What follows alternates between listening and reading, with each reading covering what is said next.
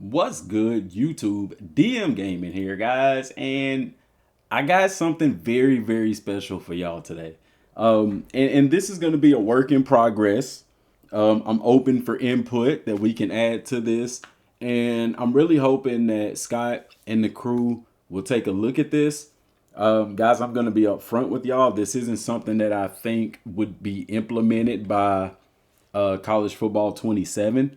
I think this is something that could potentially take another year. Maybe if they decided to implement it, that it could be done by 28. Simply because the infrastructure and they're pretty much already working on 27, and this is pretty revolutionary, and it goes off of everything that they have been saying about this game. And I bring up this page here before I get into what I'm going to be talking about, where the last sentence underneath EA Sports College Football 26, bring glory home with College Football 26. The playbook is yours today.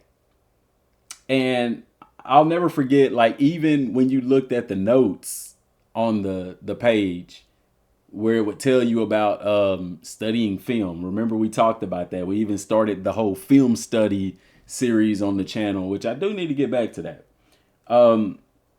And even Scott OG talking about film study and stuff. And what that really talked about, guys, was talking about us knowing football.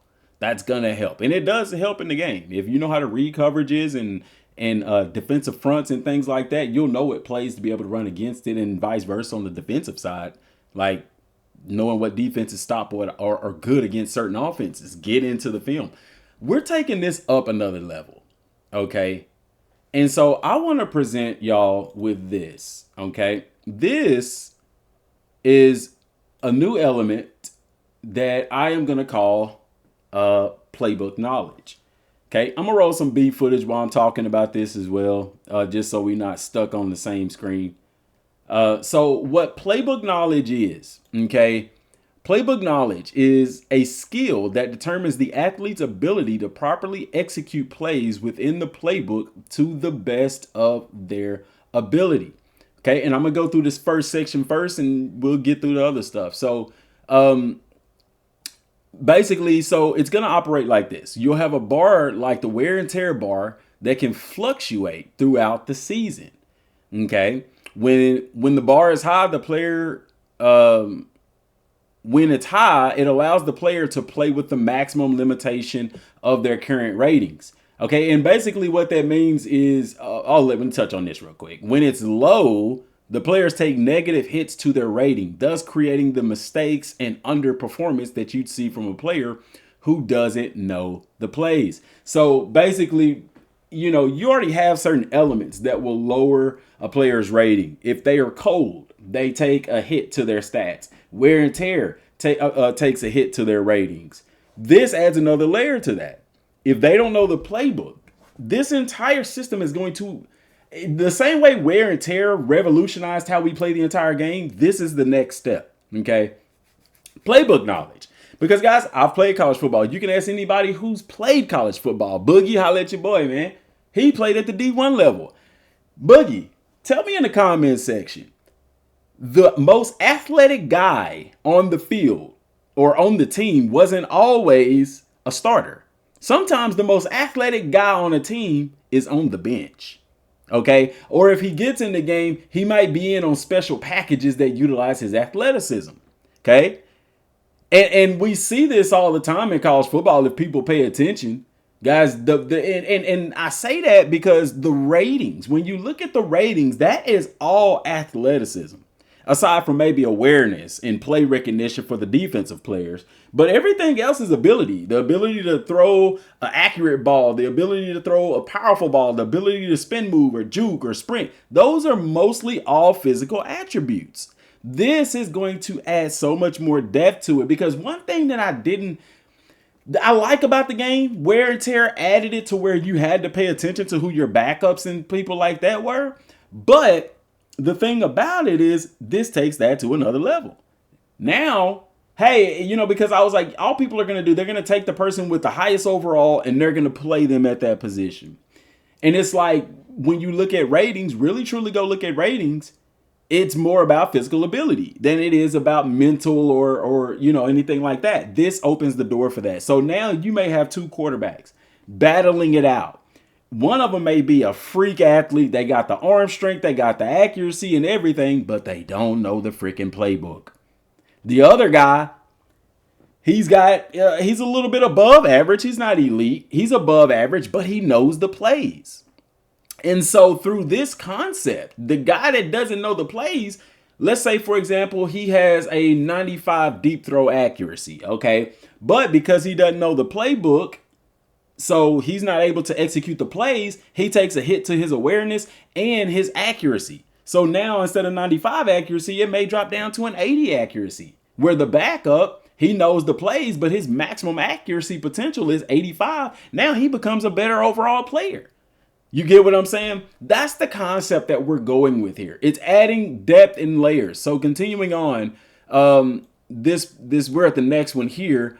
This opens the door for a less ability player to potentially play over a player with higher rating. Okay? Makes the user must consider more who they recruit. Makes the user consider, I need to take that out of there. Okay. Makes the user consider more who they recruit and sign to a scholarship. And we're going to expound on that when we get into the scholarship portion of this video, okay? Because recruiting is part of it. Depth charts become even more important, okay? Your first string, your second string, your third string. And it's really important, guys, because when you look at college football, all right, when starters go down, coaches kind of panic, all right, in real life. Why? Because it's not because your backups are less talented. A lot of times your backups don't get as many reps as the starters, and so they may not know the playbook as much. Okay? How many times have we seen it this year where a true freshman is a backup and he's got to play? I follow Texas Longhorns, and we had to play a freshman on the line because of injury and things like that. You think he's going to know the playbook like the starter? No. Who's a senior? Heck no.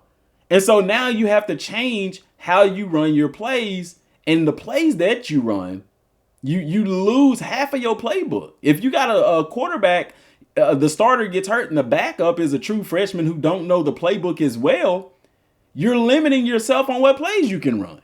And that's in real life. And that's what we're trying to bring with this new playbook knowledge feature. Wear and tear become more important. We're here. Okay, see the clicker. Wear and tear become more important as injury risk could force you to play a player who doesn't know the playbook as well. Places the user in more of a real life situation, i.e. starting quarterback goes down and backup doesn't know the playbook as well, so you must change your strategy on the fly to accommodate, okay? And that's the gist of it, all right? The background. So now, remember, I've always talked about I wish they would add spring games into the game. Somebody in the comment section even mentioned fall practice. Guess what? This makes it all possible, because one thing I couldn't figure out is how do I make it possible, or how do I make it rewarding? Because if we just have a spring game and you say, oh, it'll give you a chance to unlock the dev trait of an incoming freshman. Not only does this allow us to now get those, hey, now we can even add another element to it and bring in early enrollees like they have in real life. What would be the benefit of that before? Nothing. The benefit of it now? Playbook knowledge. And I'm going to cover that too. So let's get into spring and fall practice. Okay. So spring and fall practice, spring will consist of a 3-week period ending with a spring game. Fall will consist of a 2-week period. I was going to say 4 for spring because generally spring ball is like a month long in college, but I have to digress. I went with 3 just because, it could get rather tedious. In each week, there will be 3 practices that will behave like moments in Road to Glory mode. So think just like Road to Glory. Okay. And like I said, the reason why I picked 3 is because can you imagine doing, 3 weeks, 5 practices, 15 practice? That's a lot. So we kind of want to tone it down, but we also want to give the user time. I say we like I'm working at EA. Anyway, I want to give the user time you want to give enough time to allow the playbook to build. And that's going to make sense when I talk about going forward. Okay. But spring is going to be 3 weeks, 3 practices a week. So 3, 6, 9 practices total. And you can skip these practices. You can simulate it and it would give you just a base a baseline increase or whatever, if that makes sense to your playbook knowledge. Okay, you know, don't, this isn't something that you would have to do. You can the same way in the game now where we can, you know, auto recruit, auto progress coaches and players and stuff like that. This can be a feature as well where you can auto simulate these practices, if you will. Now, by auto simulating is just like the training in Road to Glory. You're not going to get as much of a benefit out of it. You'll get some progress, but not as much as you would get if you actually went through it. Okay, so understand that. And then fall will consist of a 2-week period. I was thinking of doing like an inter squad scrimmage thing, but I mean, practice is essentially that anyway. Okay, so in each week, there will be 3 practices that will behave like moments in Road to Glory mode. I like this concept because with Road to Glory mode, the moments it's a lot shorter than playing a full game, and it's practice, so you can't treat practice like a real game. Okay, this is a beautiful concept, guys, because guess what? I want this same concept to carry over into Road to Glory. All right. Can you imagine being in Road to Glory and going through the spring practices and going through the 2-week period? Because right now in Road to Glory, you just do drills every day. Aside from Pascal and stuff, which I do like Pascal for the quarterbacks, receivers, and stuff like that, one-on-ones with the DBs, that stuff is great. This adds another layer to practice and makes people want to practice. Because now, not only are you going to get a boost to your stats, or you know, coach trust and potentially move up the depth chart, but now also you're going to gain playbook knowledge, which is going to assist you in being able to play to your fullest potential. All right. So going back to the notes here, it's up to the user to determine which formations will become their base formations or go-to formations. Okay. The key is to build as much playbook knowledge during this time. So what I mean by that, your base formation or your go-to formation is you're going to have your entire playbook open to you. Okay. But every team has their go-to formations on offense and defense. This is something that's going to cover both sides of the football. Your base defense, your base offense. What is your go-to formation? For me, I run veer and shoot. Okay. My base go-to offense for the longest was double wide stack. Okay. Where you have the 2 receivers wide and they're stacked. Now I kind of go more wide as my base, or I may go trips bunch as my base. Those are like my 3 go-to formations. You see what I'm saying?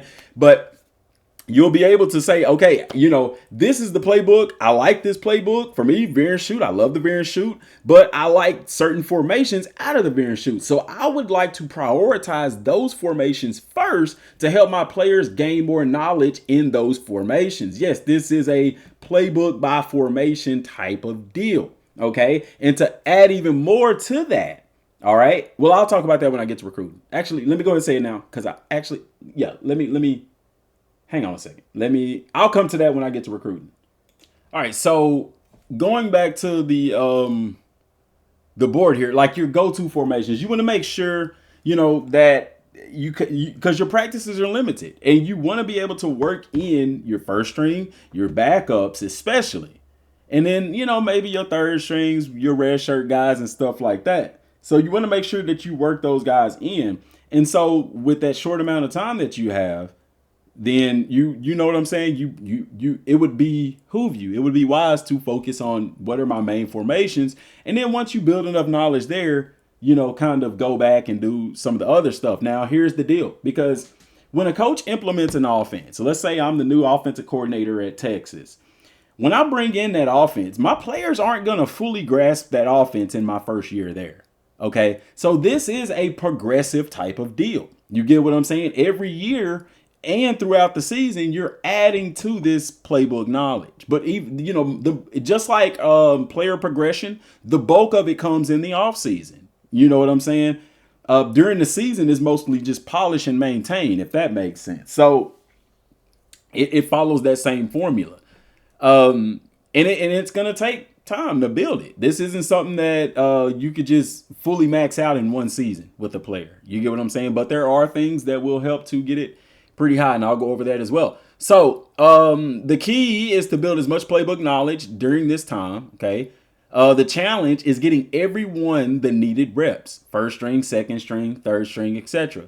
In spring, early enrollees will get an advantage over other incoming freshmen, thus opening the door for them to play earlier due to higher playbook knowledge. And this is what I was saying. This feature opens the door for fall practice. It opens the door for spring practice and a spring game. Okay. And it opens the door for early enrollees, things that are happening in real life in college football that we now can put in the game. Because like I said, hey, people would love to have a spring game, but what would be the benefit? There's really no benefit. Well, you can unlock their dev trait, but do people, you know what I'm saying? Is that really worth the reward? Okay. And there will also be a feature, I'll get into it when I talk about the coaches, that'll play into this as well. But I like this because now you're able to add more depth to the game simply by applying this one feature. Okay. And think of it like how wear and tear changed how we play the entire game now. You pay attention to your recruiting. You pay attention to your depth. It added new abilities and things like that. So, and like I said, work in progress, guys. I'm going to be adding to this as more come to me. But this is the entrance of it. So now let's get into recruiting. How will this affect recruiting? So recruits will now display a GPA, which is a grade point average. Okay. This will serve as their ability to gain playbook knowledge. The higher the GPA, the more process a player progress. I should have put progress. The more progress a player will gain in playbook knowledge. And then, of course, the lower the GPA, the lower the gain. All right. This system will behave like that player development trait behaves. I don't know, man. I was off. So a higher dev trait equals more experience progression. It's going to operate the same way. So think about that. Like right now in the game, our GPA, the dev trait, you have normal, you have impact, you have star, and you have elite. The higher the dev trait, the more experience the player gains from completing goals. This is going to be the same way. The higher a player's GPA, the more he's going to be able to grasp the playbook. So he's going to get experience in the playbook knowledge a lot quicker than someone with a lower GPA. Okay. But it gets better. The GPA system will follow players through their college careers. Okay. And well, let me just read on because this is good stuff. To prevent NIL issues, because, you know, with NIL players, you can't ask them like, what's their GPA? I think that might be embarrassing for some players who might not have high GPAs. So the workaround with this is to prevent NIL issues. GPA will only apply to new recruits / non-NIL players.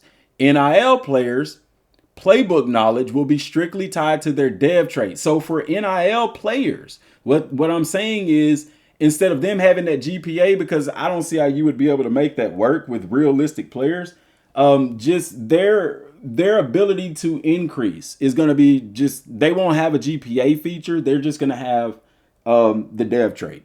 The higher the dev trait, the higher their playbook knowledge. You know what I'm saying? I like the GPA thing. It's hit or miss. I mean, at the end of the day, you can just strictly tie it to all the players' dev traits if it's too difficult to implement. But I like it because GPAs matter. When I'm trying to go play for a school, a coach does care what your grade point average is. Why? Because it shows the capacity for you to learn. It shows how serious you are about studying and putting in work in the classroom. All right. Which is important if you're trying to play D1, especially, you know, playing for all that scholarship money. Okay. Players' GPAs can improve through college with boost in the coaching skill tree, like the coaching skill that gives a possible boost to dev trait. So now you can even add a new coaching skill that if you get it, then it gives your players a boost to their GPAs. All right. It gets better, guys. This will also be tied to the school's academic rating. The higher the school's academic rating, the more likely a player is to get a boost to their GPA. So there's several ways to get boost. You can get it through the coach. Okay. And you can also get it through the school, because right now in the school, they have academic ratings, but they never really meant anything. It didn't, you know, only thing that it benefited was like if you had a player who wanted to go to a prestigiously academic school like Stanford, or you know what I'm saying? Now this puts it in the game to where me being a coach, it's gonna matter. See, and I gave the coach the ability as well, because let's say that I go to a lower school that doesn't have a very high academic rating. Okay. It's going to take time for you as a coach to build that rating through maintaining people and not letting them graduate early, if you will. But it also gives you the ability to still be able to help players get an increase. You know what I'm saying? By even being a not so academically inclined school. Now, well, yeah, because that system is already in place. I was going to say the schools might not like that, but they're in the game anyway. This now makes school academics more important for a coach to manage. So try and keep those players from leaving to the draft too early, which is what we want to do. And your academics, the school academics does take a hit for this. The more players that you graduate, the better. So that ties into that as well. And coaches do want to keep players. Now, guys, if you got a guy going in the first round, there's not many coaches that are going to hold a player back from doing that. But if you got a guy trying to leave and he's a projected 3rd or 5th round pick, it's like, bro, come back for another year. You know what I'm saying? So players who are in the transfer portal and are coming from a team that runs the same scheme will carry over their playbook knowledge progression with just a minor deduction to account for having to learn new terminology. All right. And I'm going to read this next point and we're going to talk about this. While a player who goes to a team that runs a different scheme will have their progression completely reset, this will also be viable in Road to Glory mode. So what I'm saying is, I run veer and shoot. The University of Tennessee, they run veer and shoot. Okay. Let's say a player from Tennessee enters the transfer portal. Not only will those players, not only if that player comes to my team, he's still gonna take a hit to his playbook knowledge, but it's not gonna be as big of a hit. Why? Because when players go to the same another team that runs the same scheme, the biggest hurdle for them isn't concepts, it's terminology. So I run veer and shoot. Let's say Tennessee runs a veer and shoot.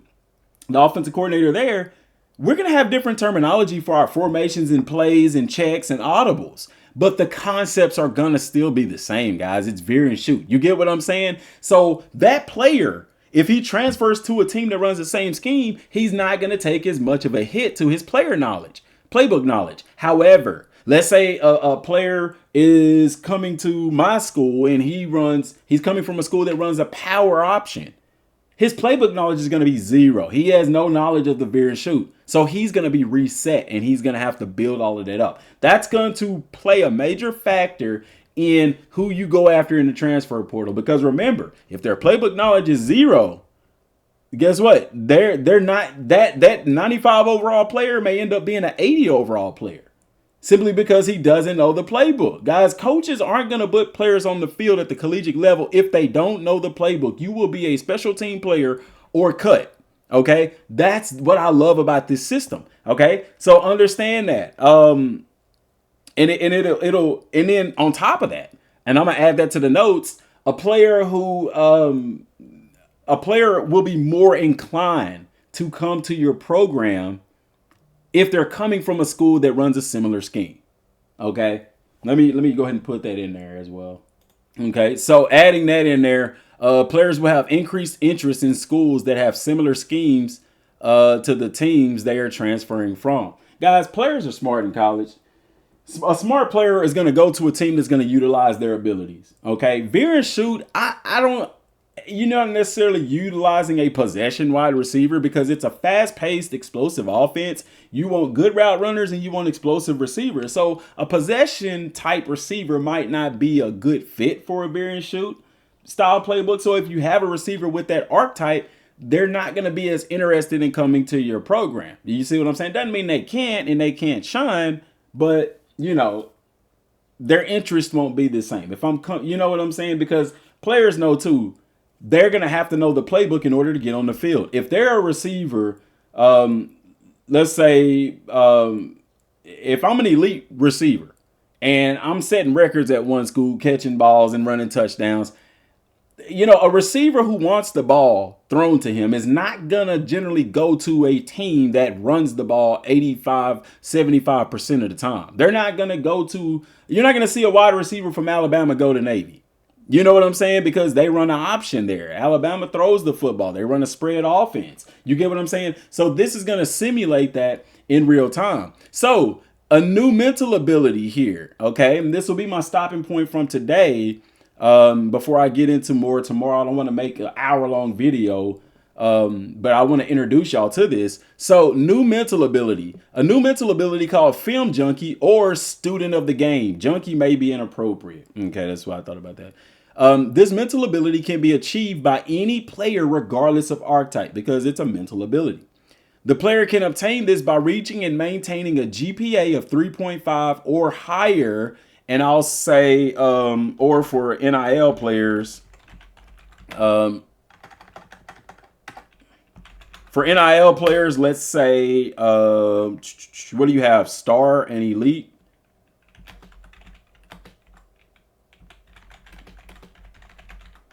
For NIL players, a star rating or higher. Okay.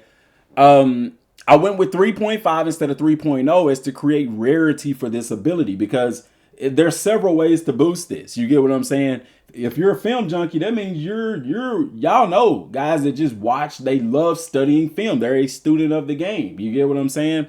On top of that, the coach has an ability, and if you're at a high academic school, you're going to gain this progression pretty quick. And this, guys, this even more so separates the elite schools from the not so elite schools. Okay, you may say this. It may seem like overkill, but it's not. You'll understand. Like the University of Texas, they have great academics. Texas A&M, great academics. Okay, Stanford has great academics. But A&M has great academics and great athletes. And that's why they're pretty much always better than Stanford, if that makes sense. You get what I'm saying? All right, excuse me, I'm sorry. This ability will provide an even greater boost to playbook knowledge on top of the general boost given via practice and standard GPA. Okay? So, what are we thinking? Okay? And I'm going to do a section for Road to Glory to kind of go into more detail about it. Guys, this is an introduction. All right. I am going to be doing more work. I'm going to be editing some of this stuff, making it better, if you will, improving it with y'all's input as well. So long as it makes sense, not nothing stupid, something realistic. What I'm trying to create with this is a new feature that could be added into the game that's going to add more depth. Because like I said, this alone will allow us to have a spring practice and a spring game, because in order for them to do something like that, there has to be a benefit. They're not going to just put a spring game in the game just for us. Oh, there's a spring game, go have fun. If players don't have a sense of reward for something, they're just going to skip it. How many of y'all go into dynasty mode right now and practice? Not many, unless you're doing a new playbook. You get what I'm saying? But if you got playbook knowledge for your players by going into practice and let's say running 5 moments every week. Oh, now guess what? You're probably going to go into practice and study that playbook a little bit more. You get what I'm saying? So this adds more depth to the game. It opens the door for more depth to the game. So let me know what y'all think down in the comment section down below. Like I said, I'm going to be adding to this. I'm going to be editing this. Let's make this a community project, man. Let's give me your input. And if I like it, I'll throw it in there. If I don't, I'm not going to throw it in there. You know what I'm saying? It's got to make sense. And I'm coming with this from the knowledge of being a college football player. I was a college football player. And from being a football coach at the high school level, albeit, but the stuff works the same way, guys. We have talented players in high school. And I'm going to tell you, the most talented guy isn't always on the field. Okay? You got to know the playbook. One thing that I tell the players that I coach going to college is, the best thing you can do is learn the playbook, because you could be the fastest guy. You could be the strongest guy. If you don't know those plays, they're not going to put you on the field. And I had guys that were I played them because they knew the plays. You can't be out there and not know the plays. You see what I'm saying? This, bro. This. So like I said, subscribe to the channel if you haven't, guys. Be paying attention and on the lookout for this, man. This is a series going forward, okay? Like I said, send me your input, things you like, things you don't like, what's something that we can add realistically. Realistically, that's the key word there, guys. And let's see where this goes. Let's see where this goes. Till next time, y'all, thanks for watching. Peace.